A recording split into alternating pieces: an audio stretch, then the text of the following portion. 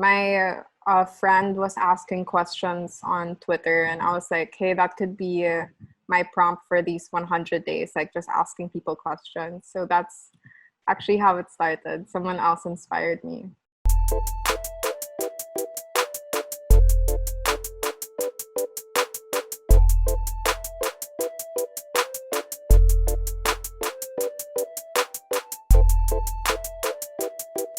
My friend was asking questions on Twitter, and I was like, hey, that could be my prompt for these 100 days, like just asking people questions. So that's actually how it started. Someone else inspired me. It's really in seeing how art can connect people, even if it's online. And even if the art is super simple. I started with just line art, so really simple drawings. And the messages I'd receive from those series, like, hey, thank you, this is the first time I felt connected, or even messages saying that like it helped, like save their lives and stuff just by seeing other people emote online. Yeah, I think that's what made me kept doing it. Like, if not for myself, for to see how much it helps other people. There was no path that I really saw myself getting into. I think I was just settling into these different kinds of jobs that I thought could fit. So I thought like maybe I could be an ambassador and that would please my parents. So that's one of the sites for development studies.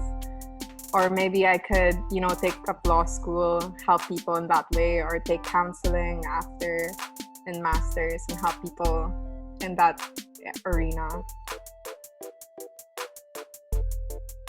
I had to stop it when I took development studies. Like I had to choose between focusing on art or focusing on learning how to help people, and I chose the latter. So for the 3 years I was in college, I just stopped art completely. After not doing art for that long, I felt like I was kind of losing myself as a person.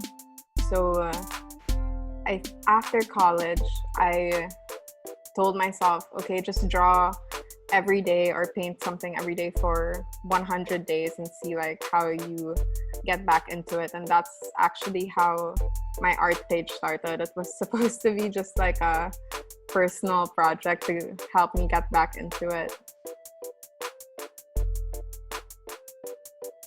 My whole college life, all my internships, whenever I had time, were for advertising or marketing. And so after college, my first job, actually even before I graduated, I was like a financial person, like the lowest job title for that. And then I took like a advertising job, and then and then I worked in an events company. So those things like really just weren't related to my college life, but they were very helpful in how I established the NGO. Like I learned how to do events, how to market my advocacy, what clients want, what your intent means and stuff. So it was all really helpful naman afterwards. I brought some of my friends and my sisters to go tree planting with me in Zambales. And in like just a few hours, a group of like 20 kids were able to plant like 800 trees. And then Ramina and I were having a conversation. So she's like a facilitator in the tree planting. It came about like this conversation, like imagine if this local celebrity's followers planted one tree each, we'd have a whole forest by now.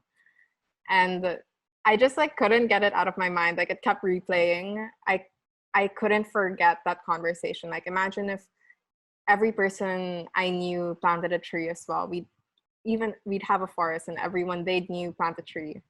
So for me, it was like that simple. Like if everyone just dedicated the time. It's also in partnership with Biotan and Mad Travel. So Mad Travel is actually the group that um, hosted the tree planting that I went to when I was 23. And Nadine and Biotan are helping us fundraise for 88,000 seedlings. So for every person that donates 50 pesos to procure one seedling, Biotan promises to match that donation until we hit 88,000 trees. Because all of these people are coming together and they believe that this is needed, it's actually happening. And from that first time that Romina and I had that conversation, it actually happened like a year later, which is super crazy for us at For the Future. We have a website, www.forthefutureph.com, that you can browse through our different projects and learn more about them and learn how to be involved.